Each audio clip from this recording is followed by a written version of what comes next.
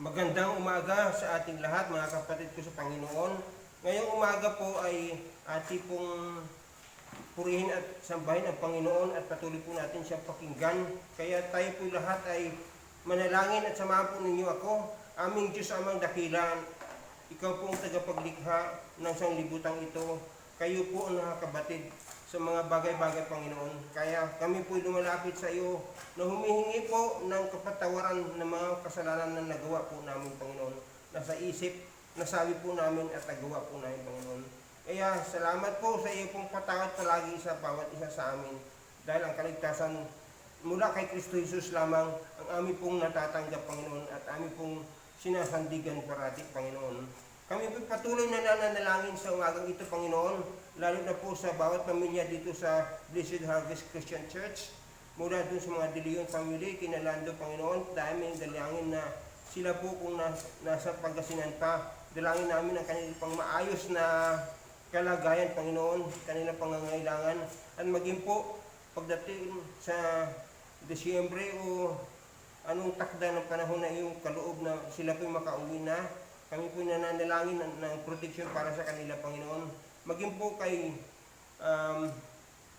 Brother Chito at saka kay Liconis Tess, Panginoon, kami po dumadalangin, maging po sa kanilang mga anak, na sila po patuloy ninyong ingatan, Panginoon, sa araw-araw. Maging po doon sa kanila pong mga ginagawa, Panginoon, sa anak po nila pumapasok, O Diyos, dalangin namin ang protection, Panginoon, sa paglalabas-labas, maging po kay Ray, Panginoon, at saka kay Lita, maging doon sa kanilang mga anak, Panginoon. Kami po'y dumadalangin na kayo po, Panginoon, ang patuloy na mag-ingat din sa bawat isa sa kanila, Panginoon. Ikaw po ang parati pong mag-aalalay sa kanila, Panginoon.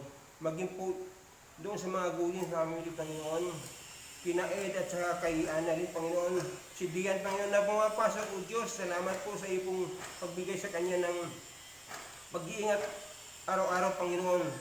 Iyo po siyang bigyan ng kalakasan, Panginoon. Ilayo niyo po siya sa kapamakan. Maging po yung mga anak ni na Ed at saka ni Annalyn, Panginoon. Kayo po patuloy na magbigay sa kanila ng kalakasan, O Diyos. Maging po kay Mercy at saka na Mitchell, Panginoon.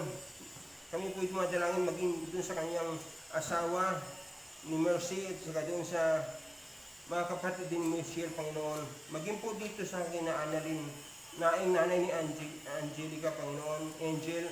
Kami ay dumadalangin maging po dun sa kanilang mga kapitbahay, Panginoon. Sina Camille, Panginoon, sina Maymay, Panginoon. Dalangin namin ang inyo pong protection parati dun sa lugar na yun, Panginoon. Ilayo niyo po sila sa kapamakan, Panginoon. Maging po, Panginoon, doon sa Balagtas, sa mga co-family, Panginoon. Kina Val at saka Dina, mga anak po nila, Panginoon. Sa kanila pong patuloy ng pag-aaral, O Diyos. Kami po ay dumadalangin inyong protection pa rin kanila pangailangan araw-araw, Panginoon. Kina Deaconess Mylene, Panginoon, kay Richard, Panginoon, yung sa kanilang mga anak, O Diyos, ang patuloy na proteksyon at pangangailangan nila araw-araw ay aming dinadalangin, Panginoon, na ipagkaloob po nila, Panginoon. Maging po kay Sister Laarni, Panginoon, kay Giselle, Panginoon, dun sa kanila pong pamilya, O Diyos, inyo po silang ingatan, maging po yung buong compound, Panginoon. Kayo pong maluwalhati, magbabantay sa kanila. Sa mga Burnasal family, Panginoon, sa pagpasok po nila sa trabaho, paghanap buhay, pagdadrive po ni Elder Jomer, Panginoon, kayo pong patuloy na magbigay sa kanya ng proteksyon saan man siya paparoon, Panginoon. Sa araw-araw na kanilang pong paglabas, Panginoon, kami po'y dumadalangin na ikaw pa rin ang magbigay sa kanila ng protection, Panginoon, magbantay sa kanila, Panginoon. Maging po kay Ramel, Panginoon, maging kay Ann at saka kay Mitchell, Panginoon, sa mga bata, O Diyos. Maging po kay Elder Manny, kay Deaconess Ellen, Panginoon, na Erickson. Dalangin namin, Panginoon, ang inyong pong protection, Panginoon. Maging po sa lahat pong mga kabataan dito sa BSCC, Panginoon. Kayo pong patuloy na magbigay sa kanila ng paalaala, Panginoon, na ikaw pa rin ang sandigan namin, Panginoon. Amin pong dalangin, O Diyos, na ikaw po ang patuloy magbigay sa amin ng kalakasan pisikal, maging po kalakasan espiritual. Kaya po sa umagang ito, kami po'y inyong samahan, Panginoon. Kami po'y magpupuri sa inyo, O Diyos.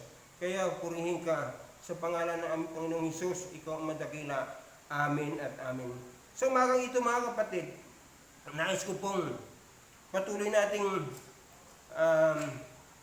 pakinggan ang mensahe ng Panginoon kasi siya po ay patuloy din ng palaala po sa atin. Pero bago doon, batiin ko muna ng kaarawan si Sister Laarni noong 22.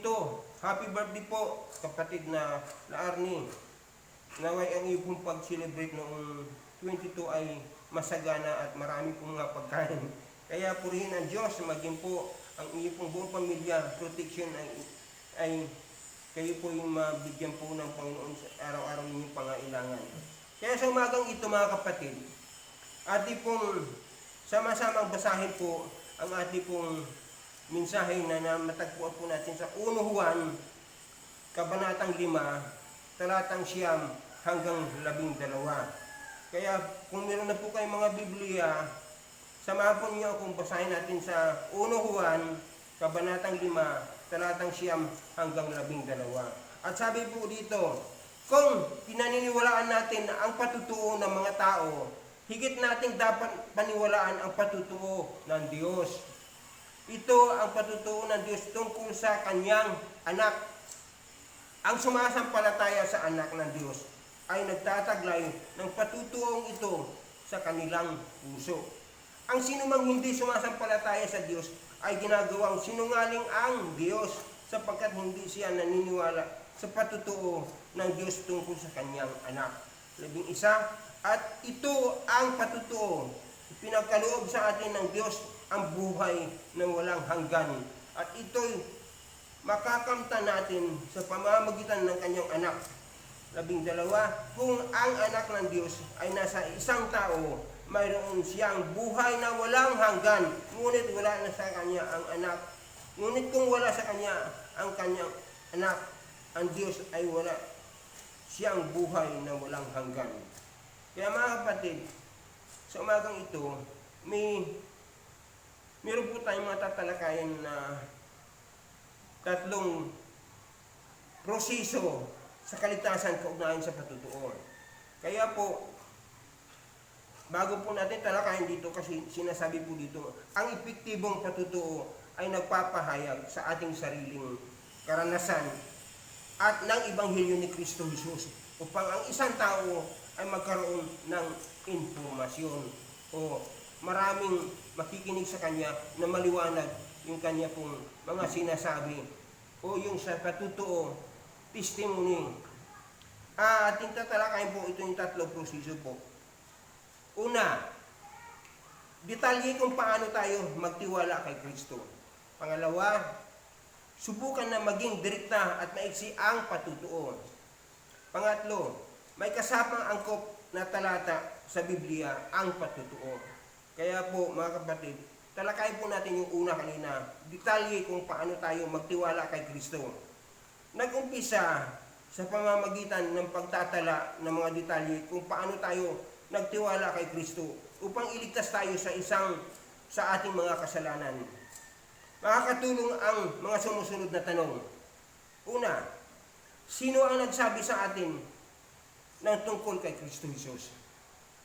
Pangalawa, ano ang mga pangyayari upang pagtiwalaan natin o sampalatayahan natin ang Panginoong Kristo? Kailan natin pinagkatiwalaan ang Panginoong Kristo? Kailan tayo unang sumasampalataya sa ating Panginoong Hesus? Paano maging pagpapala ang ating pananampalataya kay Kristo? Ito po yung una. Pangalawa po, tandaan, yung una, detalye kung paano tayo magtiwala kay Kristo. Dito sa pangalawa ngayon, titingnan po natin yung pangalawang sinasabi, subukan na maging direkta at maiksi ang patutuo. Kaya dito po, pagkatapos nating isulat ang ating mga sagot sa mga tanong upang maayos ang ating daloy nito bilang isang kwento, subukan na maging direkta at maiksi ang patutuo. Bilang layunin, sikapin na pagsikap, paiksiin ang patutuo na maaaring epektibong maibahagi sa loob ng humigit kumulang ng 3 minuto. Ito ay yung paano natin maipakita ang tunay na pananampalataya sa gawa o pamumuhay na nakikita sa mga tao na sa paligid natin, sa ating patutuo, na tayo ay hayagang nagbabahagi sa salita ng Diyos tungkol sa kapatawaran ng kasalanan at buhay na kay Kristo Jesus. Ang pangatlo, may kasamang angkop na talata sa Biblia ang patutuo. Tiyakin na may kasamang angkop na talata sa Biblia ang ating mga patutuo. Tandaan natin mga kapatid na ang kasulatan ay makapangyarihan dahil ito ay salita ng Diyos. Halimbawa, dapat na naglalaman ang ating patutuo sa mga talata na nagsasaysay sa pagkahiwalay ng tao sa Diyos dahil sa kasalanan, ayon po sa Roma 3:23. Realization na gugugulin natin ang ating walang hanggan na hiwalay sa Diyos kung hindi natin tinanggap ang kanyang kapatawaran. Ito po yung matatagpuan po natin sa Roma 6:23 na pang-unawa na pinadalawan ng Diyos ang banal na anak na si Hesus upang bayaran ng ating mga kasalanan doon sa Roma 5:8. At sa huli, ang pagtanggap natin ng kapatawaran sa pamamagitan ng pagtiwala lamang sa pagbabayad na ginawa ni Hesus doon sa krus para sa ating kasalanan. Matatagpuan ito sa Gawa 16:31. Bilang isang halimbawa, mga kapatid, narito ang ating patutuo kung paano tayo nagtiwala kay Kristo bilang ating tagapagligtas. Kahit na nakipag-usap tayo sa isang pastor o mga elder o deacons natin sa church, bago pa lang ating sorry po, bago pa lang tayo sa ating pananampalataya, hanggang siguro mga ilang beses tayo paulit-ulit na sinasabihan at tinatanong kung handa na ba tayong pupunta sa langit o sakaling bawian tayo ng buhay. Hindi maliwanag sa atin na maunawaan ang Ibanghilyo ng Panginoong Hesus hanggat tayo ay mayroon ng karanasan at unti-unti tayong lumago. Sa pagdaan ng mga ilang taon, nagsimula na tayo o mga buwan, nagsimula na tayo na magbasa ng ating mga Biblia. Nakinig sa mga aral na salita ng Diyos. Nakipagtalakayan tayo tungkol sa ating mga narinig sa mga Kristiyano na ating pinagtatrabuhan, ating kasama sa bahay, kaibigan. Kung ginawa man natin yan at sa pamamagitan ng mga ito, naunawaan natin na ito ay isang makasalanan pala yung mga ginagawa po natin hindi maganda na kaaya-aya at hindi kaloob ng Diyos yung ating mga ginagawa. Taliwas dun sa sinasabi ng Biblia. Kaya, para bang nahiwalay po tayo sa pamumuhay natin doon sa Diyos at karapat dapat tayong parusahan. Kaya mga kapatid, ayon po dito sa Roma 3:23, sapagkat lahat na nagkasala at walang sinumang karapat dapat sa kaluwalhatian ng Diyos. At sa Roma 6:23, ang kabayaran ng kasalanan ay kamatayan. Ayun po sinasabi ko kanina doon sa pangalawa o pangatlo. Naunawaan ko rin na gayon na lamang ang pag-ibig sa akin ng Diyos. Mula nung ako po'y nagsimula na aking pananampalataya hanggang ako'y tumugon sa kanyang pananawagan bilang pastor. At ito nga pinadala ng Panginoon ang kanyang bugtong anak na si Jesucristo na nagtungo doon sa ang Panginoong Jesucristo doon sa kamatayan upang tayo po ay maligtas sa tiyak na kapamakan ng ating kasalanan. Kaya mga kapatid, dito po makikita natin na ang sanlibutan ay punong-puno ng kasalanan. Kaya po, ano po ang relasyon po doon sa mga patutuo na ito?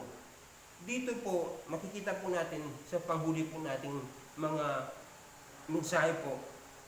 Naunawa natin na walang ibang paraan upang maging sapat ang ating kabutihan upang makapunta tayo sa langit sa pamamagitan ng ating sariling gawa. Sinasabi sa Roma 3:10 na walang mabuti, wala kahit isa na idiniklara. At dito po sinasabi sa Efeso 2:8-9, sapagkat dahil sa kagandahan loob ng Diyos, tayo ay naligtas sa pamamagitan ng pananampalataya at ito'y kaloob ng Diyos at hindi mula sa ating mga sarili. At hindi ito bunga ng ating mga gawa, kaya walang maipagmamalaki ang bawat sinuman. Na ang kaligtasan, mga kapatid, ay walang bayad na kaloob ng Diyos. Hindi isang bagay na pinagpapaguran at tinatanggap lamang ito sa pamamagitan ng pananampalataya, na simpleng pagtitiwala ng buong may puso sa kamatayan, pagkalibing at pagkabuhay ng muli ng Panginoong Jesucristo bilang kabayaran ng ating mga kasalanan. Pagkatapos natin maunawaan ang katotohanan ito sa kasulatan sa Biblia, nagkaroon tayo ng katiyakan na dahil hindi natin kayang iligtas ang ating mga sarili sa pamamagitan ng ating mabubuting gawa, hindi rin natin ito maiwawala dahil ito ay isang walang bayad na kaloob ng Diyos. Napakasarap isipin at pakiramdam na ang dulot ng kasalanan na pinatawad at kakampi natin ang Diyos at ninanais ng Diyos ang pinakamaganda para sa atin. Sa umpisa sa ating buhay na nakay Kristo, nananahan sa ating puso sa pamamagitan ng banal na Espiritu at patuloy na pinagbabanal tayo sa pamamagitan ng salita ng Diyos at pagkilos ng ating buhay. Mga kapatid, tandaan po natin yan. Ang kapatawaran ito ay ang katiyakan na mayroon tayo mula sa Diyos ay maaaring ding mabasa atin kung magtitiwala tayo kay Kristo Jesus lamang para sa ating kapatawaran ng ating mga kasalanan. Mga minamahal kong kapatid kay Kristo, iniisip at sinasabi natin na tayo ay mga anak ng Diyos. At maraming ulit tayong nating inaakala na kapag sinabi sa atin kung ano ang ating patutuo bilang isang Kristiyano, kadalasan ganito po ang nangyayari. Ikinikwento lang natin kung paano tayo naging mananampalataya kay Kristo. Paano nabago ang buhay natin sa dati nating mga ginagawang kasalanan, kasamaan, at na makikilala natin ang Panginoong Hesus. Tayo po ay nagkaroon ng buhay na walang hanggan. Ganito na po kasimple yung sinabi ko ng 3 minuto na patutuo. Ngunit mga kapatid, ang kaibahan sa sinasabi ng 1 Juan 5, talatang 9 hanggang 12, ay ang ating patutuo kung ano ang tunay nating ginagawa bilang anak ng mga Diyos. Bilang totoong mananampalataya kay Jesucristo, ang ating karakter, o mga ginagawa, pag-uugali o ang ating ginagawa ay nakikita kung paano tayo namumuhay bilang isang tagasunod sa ating Panginoong Jesucristo. At ito ay patuloy nating ginagawa sa pamamagitan ng panalangin, pag-aaral ng salita ng Diyos. Kaya mga kapatid, ang hirap unawain minsan na ito lamang po ang ating pong nakikita sa simpleng pamumuhay araw-araw. Ngunit, makikita po natin din na ang panalangin at pagbahagi ng salita ng Diyos ay isang kaligtasan sa atin at doon din sa mga nakikinig sa atin at nakakita sa atin na tayo po ay na kay Kristo Jesus. Ito po yung isang halimbawa ng totoong patutuo, hindi lang yung testimony na nakita lang, na sinabi mo lang na ako po ay binago ng Panginoon, ako po, tinanggap po siya na sa puso ko siya nakatira, kaya po ako ngayon ay hindi na dati. Ganun ang simpleng patutuo o testimony. Pero makikita po natin dito sa buhay ni Daniel, doon sa kanyang aklat, sa lumang tipan, nandoon yung aklat ni Daniel. At titingnan po natin yung kwento ni Daniel. Particularly dito sa may Daniel, kabanatang 6, talatang 26 at saka 27. Ulitin ko dito po sa buhay ni Daniel sa kabanatang 6, talatang 26 at 27. Sinasabi po dito, basahin ko po, inuutos ko ang lahat ng aking nasasakupan na matakot at gumalang sa Diyos ni Daniel, sapagkat siya ang Diyos na buhay at nananatili magpakailanman. Hindi mawawasak ang kanyang kaharian at mananatili habang panahon ang kanyang kapangyarihan. Siya ang sumaklulo at nagliligtas at gumagawa siya ng kababalaghan sa langit at lupa. Ang Haring Dario ang nag-utos nito doon sa Persia at Medan upang sambahin ang Diyos ni Daniel. Ito po yung nagiging background. Si Daniel kasi ay isa po siyang Israelita na sila po ang kanyang nalupig noon ng mga banyaga. At sila po ay, mga kabataan noon, ay dinala po doon sa Persia upang doon sa pamumuno ni Haring Dario sila po ay gagawin pong mga alipin o mga sundalo o tigapanguna doon sa kanilang mga relihiyon. At dito po, at pinag-utos kasi niya noon na walang ibang magsasamba. At doon maraming pagsubok ang naranasan ni na Daniel noon. Kaya siya po ay nakita din na siya po ay isa pong panahon na siya po itinalaga sa isang region na siya hindi region na siya po ang mamuno. At sa kanyang tuwa, siya po ay nananalangin. At siya po ay nakita na isa pong tao na inggit sa kanya at bakit siya pinili. At ito po na nakita siya na nananalangin at napapasalamat sa Amang Diyos, sinumbong siya kay Haring Dario. At nagalit po si Haring Dario. Bagamat siya po ay kaibigan ni Daniel, siya po ay inilagay doon sa kuweba o yungib o lagayan ng mga leon upang siya po ay kainin. Doon po siya ibinagsak. Ngunit nag-aalala rin yung Haring Dario. Kung ating pong mababasa yun sa kabanatang 6. Siya po ay talagang bahala na rin kung ano nangyari. Hindi siya mapakali ng buong gabi. At kinabukasan, pumunta siya doon, tiningnan kung ano nangyari kay Daniel.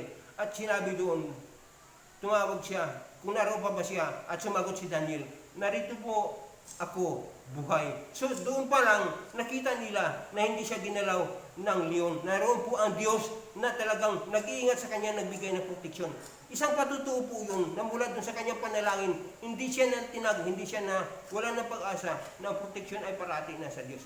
Kaya mga kapatid, titingnan po natin yung buhay niya. Kaya dito po, siya inilabas doon sa yungib na yun kasama mga leon.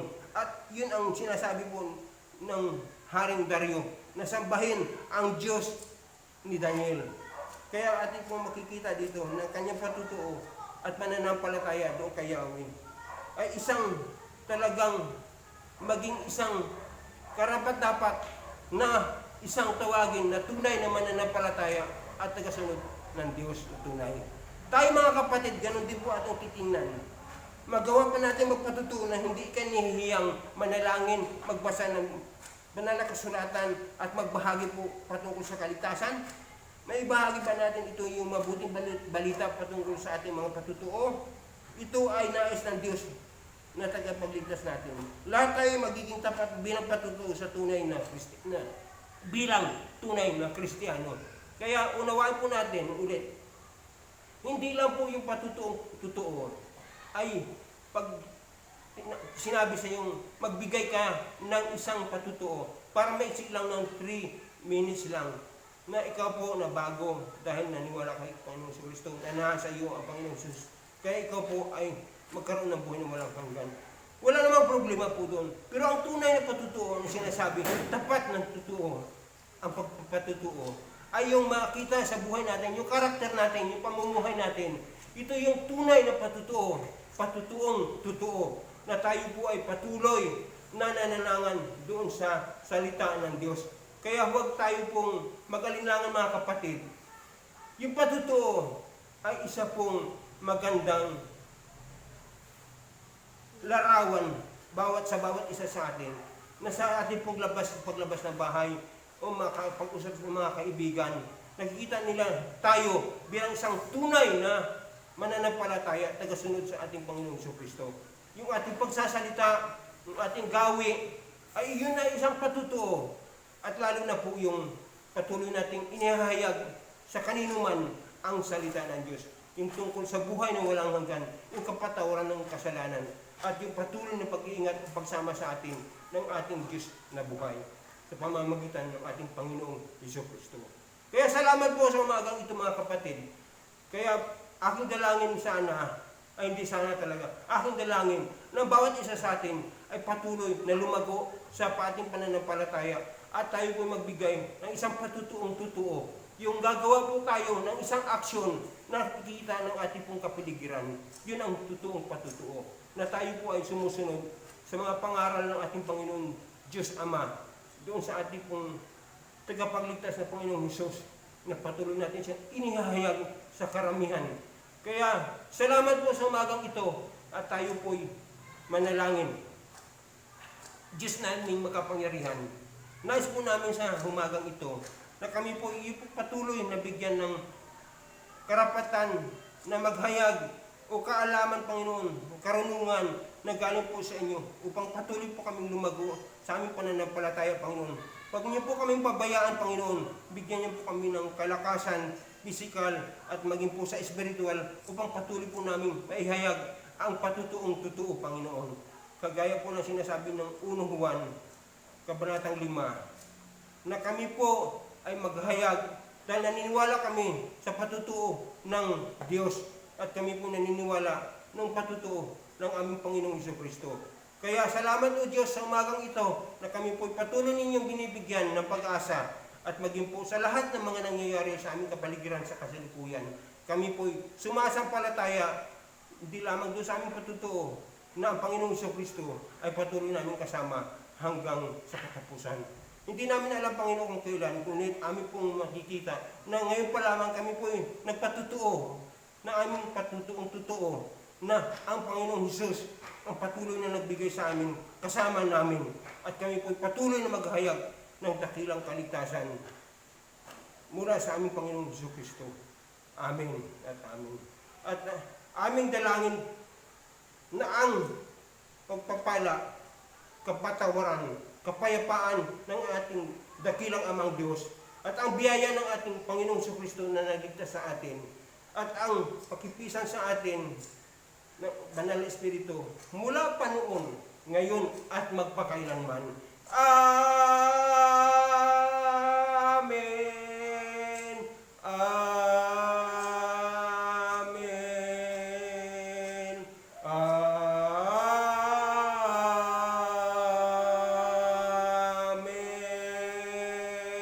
Salamat po mga kapatid at antayin po natin sa darating na buwan, pagpasok po, tayo na siguradong mananabahan na dahil idinilir na ng IETF kung ano ba talaga, kung ilang numbers po ang pupuding manambahan. Kaya po antayin po natin yung mga darating pong mga ulat mula sa ating pamahalaan. Good morning muli at magkita po tayo. Amen at amen. Salamat po. Good morning.